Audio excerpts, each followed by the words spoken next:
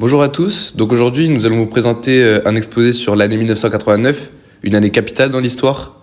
Donc pour cela nous allons nous demander en quoi l'année 1989 a-t-elle marqué l'histoire à travers de nombreux événements majeurs. Donc tout d'abord, nous étudierons les révolutions démocratiques en Europe de l'Est, puis la répression en Chine. Ensuite, nous verrons la chute du mur de Berlin et enfin les révolutions sociales et technologiques de 1989. Donc, les révolutions démocratiques en Europe de l'Est. Donc tout d'abord, on assiste aux prémices des réformes dans le bloc soviétique. Donc cela passe par l'influence de la perestroïka et glasnost initiée par Gorbatchev. Donc la perestroïka, donc littéralement la reconstruction en russe, est le nom donné aux réformes économiques et sociales menées par le président de l'URSS, Mikhail Gorbatchev, de 1985 à 1991. Donc glasnost, c'est une politique de transparence de la vie publique accompagnant le changement d'orientation, donc la perestroïka. Donc, pendant Glasnost, l'histoire soviétique sous Staline a été réexaminée, la littérature censurée dans les bibliothèques a été rendue plus largement accessible, et il y a eu une plus grande liberté d'expression pour les citoyens, et surtout une grande ouverture dans les médias. Donc, le résultat de la perestroïka, dont Glasnost, c'est l'effondrement de toute l'économie soviétique dans une pénurie aggravée, le déclenchement de plusieurs conflits armés, notamment dans le Caucase, un coup d'État raté des conservateurs en août 1991, et la dislocation de l'URSS ce même mois, de décembre 1991. Donc on assiste aussi à un retrait progressif du soutien soviétique au régime autoritaire d'Europe de l'Est. Donc ensuite, on remarque des transitions pacifiques, donc notamment en Pologne avec les accords de la table ronde et les élections libres. Donc l'accord de la table ronde exigeait un président communiste et le 19 juillet, l'Assemblée nationale, avec le soutien d'un certain nombre de députés, a élu le général Wojciech Jaruzelski à cette fonction. Dans une autre mesure, en Hongrie, on remarque une ouverture des frontières avec l'Autriche et une transition démocratique. Donc en juin 1989, les protagonistes de l'insurrection de Budapest de 1956, alors écrasés par l'URSS, sont réhabilités. Et en octobre, le Parti communiste hongrois devient le premier du bloc de l'Est à s'autodissoudre. Donc les réformateurs créent le Parti socialiste hongrois, acquis au pluralisme, à la démocratie représentative et à l'économie de marché. Ensuite, en Tchécoslovaquie, on assiste à la révolution de velours menée par Václav Havel. Donc le 29 décembre 1989, s'achève une révolution de velours sans qu'aucune goutte de sang n'ait été versée, et cela met fin à plus de 30 années de plomb et de régime communiste. Donc les Tchécoslovaques élisent Václav Havel à la tête de leur pays, donc c'est un dramaturge intellectuel qui décide dans son pays depuis 1968. Et il devient à la fin de l'année 1989 le nouveau visage de la démocratie retrouvé en Tchécoslovaquie. On assiste cependant à des révolutions plus violentes. Donc c'est le cas de la Roumanie. Donc on remarque un soulèvement populaire et la chute brutale du régime de Nicolae Ceausescu en décembre. Donc ce fut un coup d'État facilité par une série d'émeutes et de protestations qui se déroulèrent en décembre 1989 en République socialiste de Roumanie. Et cela aboutit du coup au renversement du régime communiste et à l'exécution du dictateur Nicolae Ceausescu avec son épouse et la proclamation d'une Roumanie républicaine et démocratique. Donc cet événement inaugure le début de la métamorphose du régime communiste en démocratie parlementaire et de la nomenclatura en une bourgeoisie libérale. Donc le bilan humain, il s'estime à environ 1200 morts, mais ça varie selon les sources en fait. Donc en deuxième partie, la répression en Chine, dont le massacre de Tiananmen. Donc tout d'abord, le contexte des manifestations. Donc à la base, c'est un rassemblement d'étudiants à partir d'avril 89 qui réclament des réformes politiques et plus de liberté.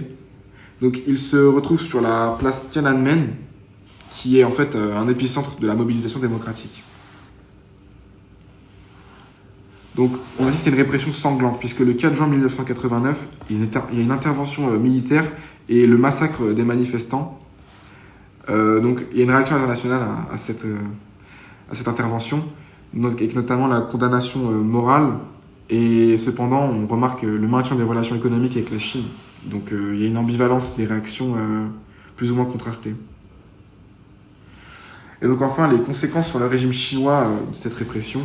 Donc il y a un renforcement du contrôle autoritaire du Parti communiste de Dao Xiaoping Et il y a un isolement temporaire sur la scène internationale avant le redressement économique des années 90 où le chef du Parti communiste chinois reprend sa politique de réforme et ouverture au monde. Donc cette troisième partie va plutôt se concentrer sur la chute du mur de Berlin. Donc on a aussi le contexte en URSS à cette époque, avec l'arrivée de Gorbatchev au pouvoir qui met en place une nouvelle politique. Donc il arrive au pouvoir en 1985 et il engage d'importantes réformes pour redresser le pays, comme l'a mentionné Alban précédemment. Donc idéologiquement aussi, on a un rejet de la doctrine Brejnev. Donc cette doctrine, elle limitait la souveraineté des États satellites de l'URSS. Donc sous Gorbatchev, ils vont se voir accorder plus de liberté et vont également voir la garantie qu'il n'y aura pas d'intervention militaire de l'URSS de la Russie dans ces pays-là.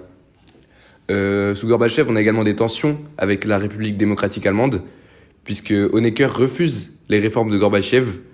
On va ainsi avoir des rapprochements entre Gorbatchev et la République fédérale allemande pour les aides économiques notamment.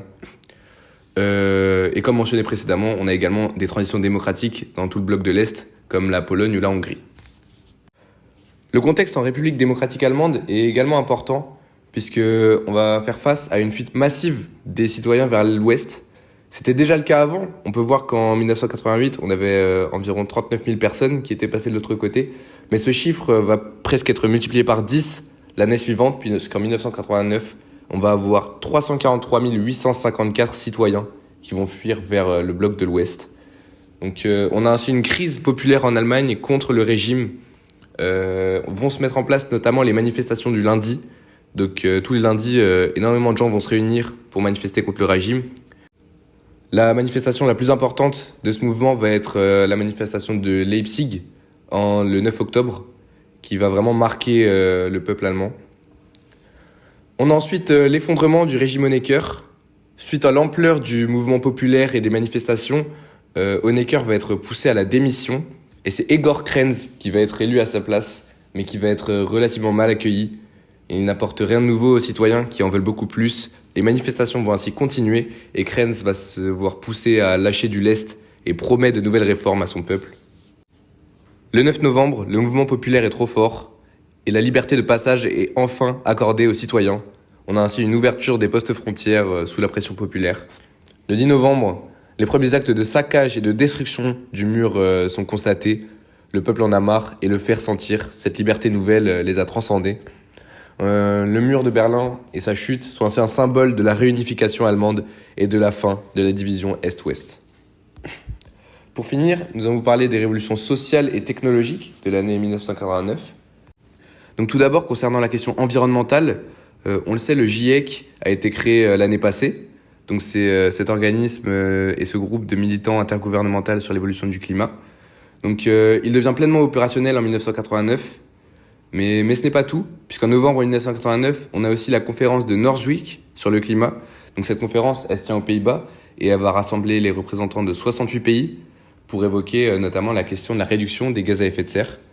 Donc il n'y aura pas vraiment d'objectif de fixer, mais cette conférence pose les bases des futures négociations climatiques internationales. Autre conférence internationale, ça va être celle qui se tient en Malaisie sur la protection des forêts tropicales. Donc toutes ces conférences vont permettre d'augmenter la prise de conscience environnementale, notamment aussi par la publication de rapports qui mettent en lien les gaz à effet de serre et le réchauffement climatique.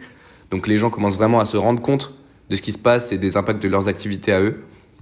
Les médias relayent également de plus en plus ces différentes problématiques et des ONG comme Greenpeace se mettent à intensifier leur campagne. On a donc un réel mouvement pour le climat. Et enfin, concernant les progrès technologiques de l'année 1989, on a la naissance du World Wide Web. Donc ça va venir poser les bases en fait de l'Internet moderne.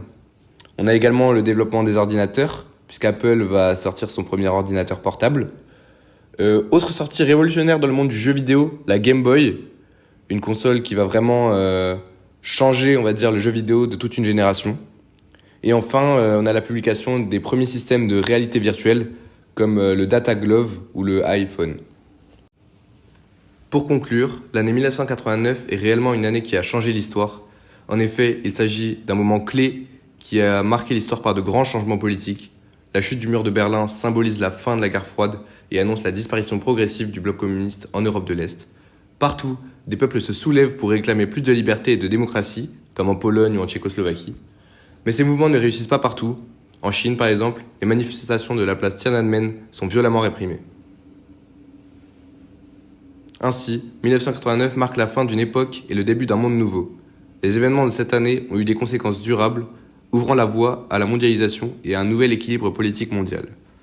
En d'autres termes, 1989 demeure une année symbolique de transition, marquée par la quête de liberté, de réforme et de progrès, mais aussi par des confrontations violentes entre les idéaux de démocratie et les systèmes autoritaires.